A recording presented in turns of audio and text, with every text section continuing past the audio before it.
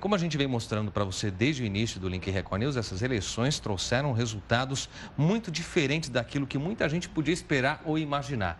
Houve grande mudança em todo o país. Para falar então sobre essa nova configuração política após a eleição municipal, a gente conversa agora ao vivo por telefone com a professora da Unifesp, que é doutora em Ciências Sociais, Esther Solano. Bom dia ainda, professora Esther, um prazer falar contigo. Bom dia a todos.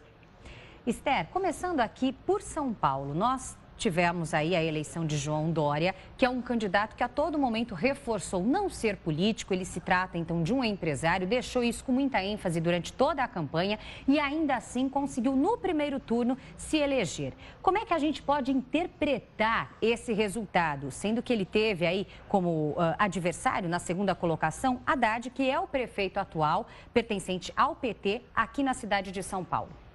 Olha, eu acho que teve um fator fundamental e é que a campanha de Dória foi muito bem construída. Me parece que ele soube dialogar muito bem com diversos setores da população. Então, esse marketing dele, do João trabalhador, o João empresário, eu sou gestor, não sou político tradicional, dialogou muito bem com vários setores, inclusive com setores periféricos, né? Nós conseguimos medir um pouco isso em algumas pesquisas. Então, setores periféricos que tradicionalmente votariam no PT passaram a votar nele porque sentiram-se mais identificados com esse discurso, primeiro, de que ele é um trabalhador. Esse discurso pega muito bem, inclusive em tempos de crise, né? Muita gente falava, bom, é que ele é empresário, ele vai gerar mais emprego, né? No momento que o desemprego está disparado. E outra ideia é essa justamente a negação do político tradicional. Ele é uma pessoa nova, se apresenta como novo, né? Porque ele não é tão novo assim na política, né? Se apresenta como novo, esse papel de gestor, negando a política tradicional e num momento de decepção política muito grande, são discursos que têm um potencial muito grande em vários setores da população, né? Um marketing muito bem construído. Professora, chama a atenção a situação do PT nessas eleições. Perdeu grandes capitais, perdeu cidades muito simbólicas para o partido. Acho que dois grandes exemplos que me chamam a atenção, além da cidade de São Paulo, evidentemente onde o PT tentava a reeleição, esperava chegar na reta final, embora no início da campanha Haddad foi muito mal, mas a expectativa do PT era conseguir pelo menos levar a eleição para o segundo turno, não conseguiu. São Bernardo do Campo, berço, local de criação do PT, o candidato de Luiz Marinho, Secoli, ficou fora da disputa do segundo turno, que será então marcada por enfrentamento entre dois partidos da base aliada de Michel Temer.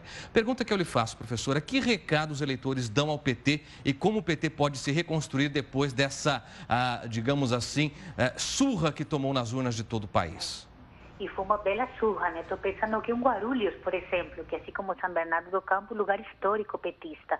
E veja bem, no país inteiro, o PT passou de ter um número aproximado de 650 prefeituras a um número aproximado de 250, ou seja, foi uma catástrofe em termos eleitorais. E me parece, acho que tem duas questões importantes. Primeiro, a Lava Jato foi fundamental. A questão federal contaminou muito a questão municipal, né? Não tem como fugir disso, né? Lembremos que o Palocci aí foi preso uma semana das eleições, né? Então me parece que houve uma federalização do debate municipal. As pessoas não conseguiram, não quiseram realmente fazer uma diferenciação do pleito municipal à esfera federal. O PT sofreu muito com a questão da Lava Jato. E tem um outro assunto, me parece que o PT se afastou muito também das suas bases sociais, se afastou muito, não soube dialogar também com a população, né? Que isso me parece uma questão típica que aconteceu em São Paulo, né? Então, houve um afastamento da base social petista, um afastamento desses cinturões vermelhos que tradicionalmente votaram nele. Eu acho que o PT não soube muito falar essa língua dos novos tempos da sociedade. E aí, junto com a Operação Lava Jato, né, que destruiu também o PT por dentro, implodiu o PT por dentro, agora nós estamos nesse sentido, o PT regrediu na história, né, perdeu grande parte dos municípios. E se reestruturar agora vai ser complicado, né? Vai ter que ter uma crítica interna muito grande, vai ter que ter uma renovação também de nomes, vai ter que ter um momento de reflexão, porque senão nós vamos ter aí sucessivas perdas eleitorais, né? Eu acho que se aproximam tempos dramáticos no PT e o que agora vale um período de autocrítica importante dentro do partido. Esther, eu a convido agora a acompanhar essa informação com a gente para depois nós debatermos sobre o tema. O presidente do Tribunal Superior Eleitoral, ministro Gilmar Mendes, comentou ontem sobre o grande número de votos brancos, nulos e abstenções nessas eleições. Nós temos tido variações quanto à participação nas eleições que vão de 15% a 20%, às vezes 25% em matéria de abstenção. Especificamente, para compararmos dados de 2012 com os dados agora de 2016, por conta das eleições municipais, é disso que se trata, nós devemos dizer que agora tivemos uma abstenção de 17,50%. É um índice relativamente baixo se tivermos em conta as eleições últimas realizadas de 2014, que tivemos quase que 20% de abstenção. Um pouco maior esse índice, todavia, em relação a 2012, as eleições municipais. Ali tivemos abstenção de 16,41%. Os dados sobre votos nulos e brancos não me parecem tão relevantes. E os brancos, sobretudo, acho que na avaliação que nós fazemos, é mais um voto de desinformação do que um voto de protesto, né? Então, não me parece que seja relevante. Depois eu passo os dados de forma mais precisa. A despeito de toda essa tensão, nós devemos dizer que as eleições transcorreram num clima de harmonia, foram poucos os conflitos. Devo dizer também que a redução das despesas, dos gastos de campanha, a obrigatoriedade de se ter eleições, vamos chamar assim, mais modestas, sem sinais exteriores de riqueza, deve ter tido também um efeito nisso. Nós tivemos campanhas mais sóbrias, mais modestas, as ruas mais limpas. Não é? Acho que esse é um dado positivo daquilo que eu falei antes quanto ao significado de gastos na campanha de 2012, mais de 6 bilhões, e agora estimado em 2 bilhões, um pouco mais. Nós devemos ainda compor esse número com gastos que serão registrados até segunda-feira. Bom, tá aí os dados então do ministro Gilmar Mendes e tudo indica que ele tentou suavizar um pouco ali a situação comparando com eleições anteriores, mas é essa pergunta que nós colocamos então para a senhora Esther. Como é que podemos interpretar? O ministro falou que esses votos acontecem não mais como protesto, mas sim por desinformação. Até baseada na nossa experiência aqui, todos os dias colocamos enquete com política. Sabemos que 2016 é um ano realmente que o povo todo respirou muita política. Foi impeachment, foi afastamento do presidente da Câmara dos Deputados, cassação de senador. É realmente correto afirmar que a população deixou de votar ou votou branco ou nulo por desinformação? Olha, eu respeitosamente discordo com o ministro, viu? Primeiro porque ele apresenta os dados nacionais, que são um pouco expressivos, mas se você pega os dados de São Paulo e do Rio, enormes colégios eleitorais, você vai ver que o panorama é diferente. Em São Paulo, por exemplo, tivemos um número enorme de abstenções, brancos e nulos, aí perto de 40%, e são dados, eu estava comparando ontem a série histórica, são dados que vão aumentando ao longo do tempo, né? Aumentaram muito, né?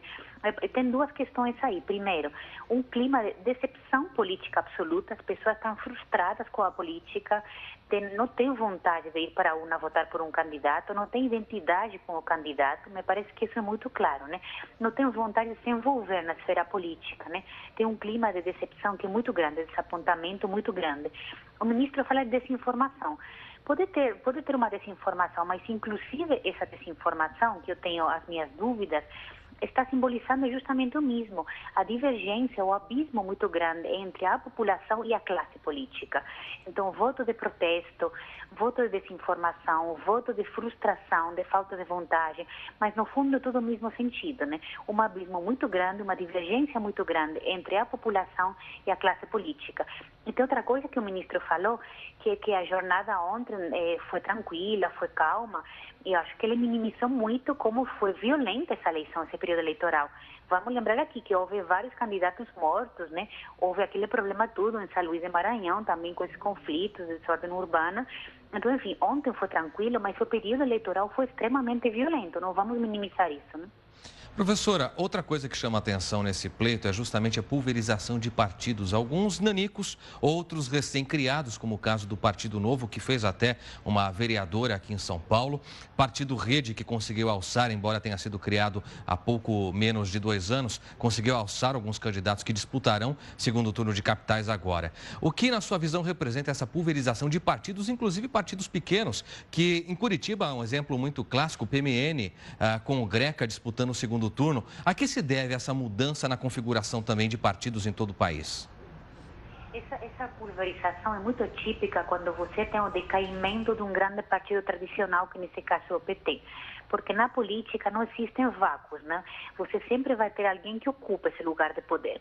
Então, se nós falamos que o PT teve um grande decaimento, ele perdeu mais da metade das prefeituras, você sempre vai ter alguém que ocupe esse poder. Como os partidos tradicionais estão em decadência, né? As pessoas não acreditam mais nas formações tradicionais, isso cria um potencial muito grande de formação desses novos partidos. Veja bem que é sempre a mesma ideia, o novo, aquilo que vem por aí, que é novo, que não se identifica com a política mais velha, que se apresenta como uma novidade, como uma alternativa.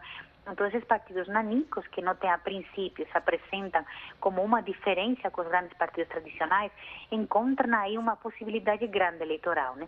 Porque, de fato, houve crescimento dos partidos nanicos.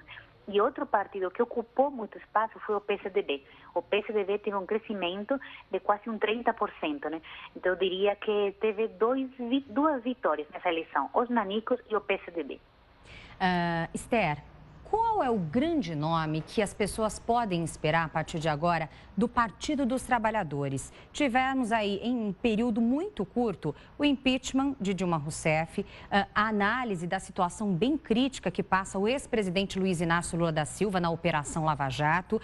Várias capitais perderam realmente o espaço com a derrubada aí do PT no poder. Fato são as eleições de ontem e agora. Qual novo nome deve surgir, então, do Partido dos Trabalhadores?